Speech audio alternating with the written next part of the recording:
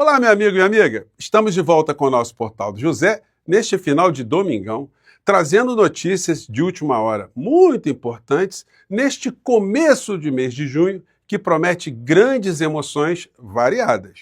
Bom, para pessoas como você e eu, o mês só terá emoções positivas. Para quem gosta dos festejos juninos, do friozinho, de comer as guloseimas, de ver as festas das quadrilhas, os concursos, pessoas que vão pular fogueiras, evidentemente, tomando sempre o cuidado para não ter nenhum tipo de acidente, ninguém se queimar. Enfim, será um mês com muitas alegrias, comemorando, inclusive, os santos padroeiros do mês. Santo Antônio, São Pedro, São João, enfim. Muitas coisas interessantes, muitas reuniões, muita alegria. Por outro lado, outras quadrilhas estão no verdadeiro pânico, porque essas quadrilhas que formaram uma grande organização criminosa, o Morcrim, eles estão vendo a quadrilha caminhando com uma dança rumo a Papuda, Bangu 8 ou outra instituição prisional congênere que não tem nada de engraçada, né? Bom, eu vou conversar com vocês sobre esses últimos acontecimentos, trazer algumas imagens e coisas que estão acontecendo lá fora também que se conectam com as coisas aqui dentro. E vou mostrar também para vocês mais alguns momentos alucinógenos de uma criatura do clã do Bolsonaro, que mostra que o tombo que eles sofrerão será absolutamente irrecuperável para algumas pessoas, né? Bom, antes de entrar nos temas, quero convidar você que chegou agora no nosso portal, ainda não é inscrito, porque você se inscreva aqui, conheça o nosso portal, conheça também os nossos outros vídeos, sempre compartilhe se você gostar, dê seu joinha, mande seu comentário, e se puder, prestigie também nosso clube de membros, você que é muito bem-vindo e muito bem-vindo. Lembrando que nós temos também o nosso novo canal de cortes. Se inscreva lá, vou colocar no primeiro comentário aqui do nosso papo de hoje, para a gente chegar a mais pessoas como você, tá legal? Então vamos aqui aos temas. Começando aqui com essa história aqui. Sempre eu analiso aqui os principais veículos impressos aos finais de semana. E como a gente pode ver, as manchetes, elas são muito díspares, sinal que a gente não tem um fato que esteja condensando, né, concentrando as atenções dos veículos de comunicação. A Folha de São Paulo veio com essa manchete principal. Base governista frágil deixa Lula sem controle de pacote da reeleição. Bom, essa matéria aí que eles estão abordando é as dificuldades que o Lula terá daqui para frente de operar com esse monte de deputado que faz uso de verbas públicas sem ter nenhum tipo de conexão com o governo, numa correlação de forças absolutamente diferente do que havia em legislaturas passadas. Bom, o Estado de São Paulo veio com essa aqui, financiamento estudantil tem inadimplência recorde, mostrando que as pessoas foram atendidas pelos programas estudantis, enfim, não estão honrando os compromissos. Isso aí, obviamente, vai merecer do governo uma atenção especial. E o Globo vem com essa aqui. Emendas federais não chegam às cidades de menor IDH do Brasil. Ou seja, é uma discrepância, é uma excrescência esse orçamento secreto que distorce as prioridades sociais aqui no nosso país. Se os orçamentos eles estivessem vinculados a um programa federal, um programa nacional, o que acontece? Cada deputado ia buscar ali recursos, mas para atender um planejamento estratégico. Da forma como está, vira uma loucura total. Você, de repente, vai se deparar numa cidade pequenininha, com muitas carências de hospital e tal, com 2 quadras, 3 quadras de grama sintética para a prática de esportes. Aí você fala, olha, tem alguma coisa errada aqui, essa não é a prioridade. Ou equipamentos são comprados por algumas cidades que não são utilizáveis. Por exemplo, alguns caminhões, algumas compactadoras de lixo não são úteis para algumas cidades que não têm tratamento daquele lixo naquela condição e por aí vai. Tratores, agrários, enfim, tem um monte de discrepâncias aí. Agora, os veículos de comunicação, eles não abordam isso com muita profundidade, né?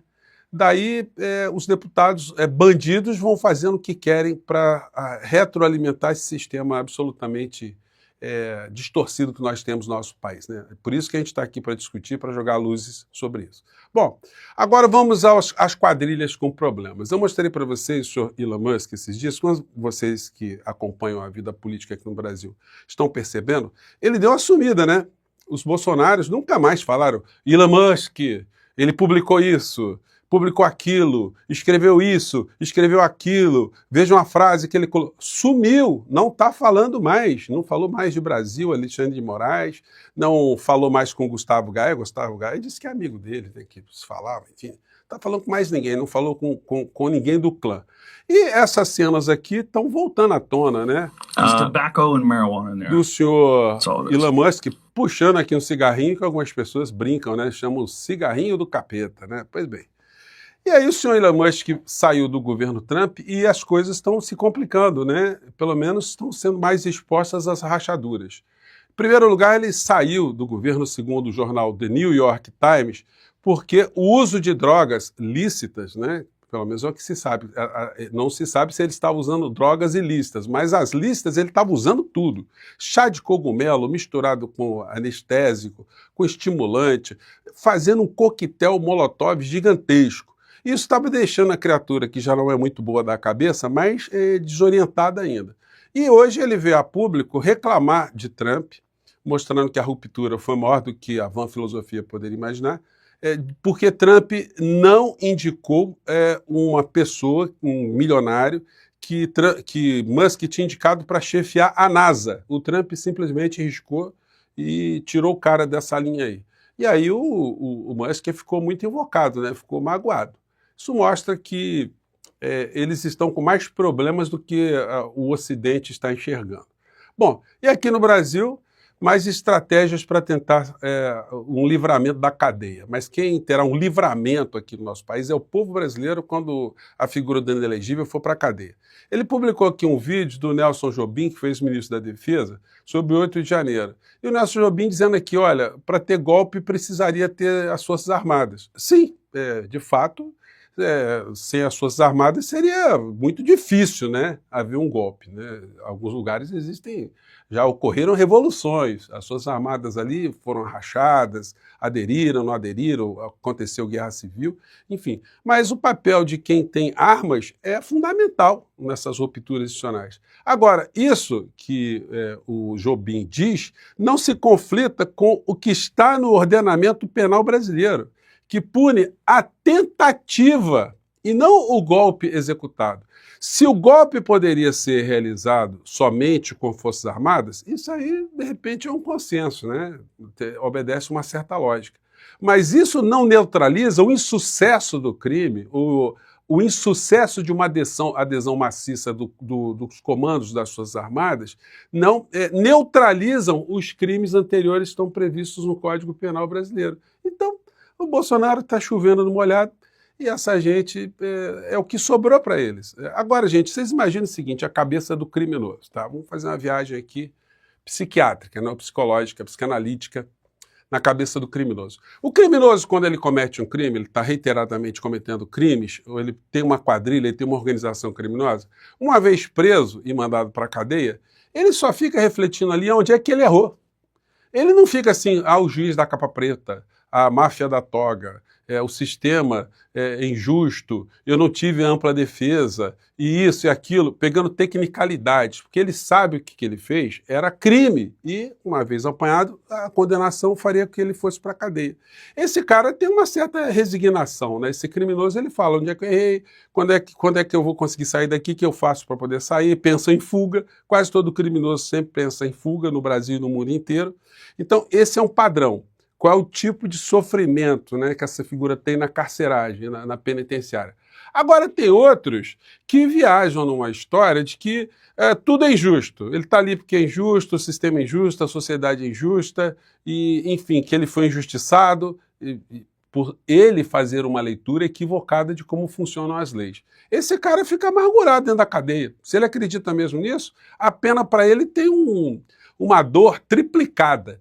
E se isso for sincero, esse sentimento do inelegível, do clã, que as coisas são injustas, que eles estão sendo perseguidos, olha, o tempo que ele vai ficar na cadeia será um tempo que vai se arrastar muito mais lentamente, ele vai sofrer muito mais, né?